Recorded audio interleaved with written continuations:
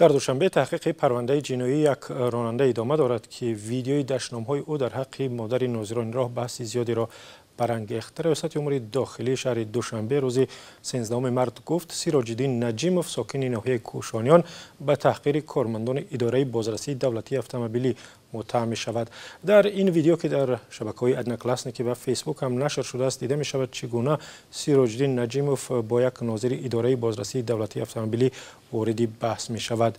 به نوشته ریاست کارهای داخلی در دوشنبه نجیموف روز 19 فوریه بعد نگاه داشتن ماشینش در پایتخت و کارمند میلیسا را دشنام‌های زیادی قبیح داده است. ویدیوی دعوای او در فیسبوک و ادناکلاسنیکی طوری که گفتیم بحثی زیادی را برانگیخت، ولی عین زمان کاربران گفتند گناه ناظران میلیسا هم هست که پیوسته رانندگان را با هر بهانه نگه می‌دارند و رشوه می‌گیرند.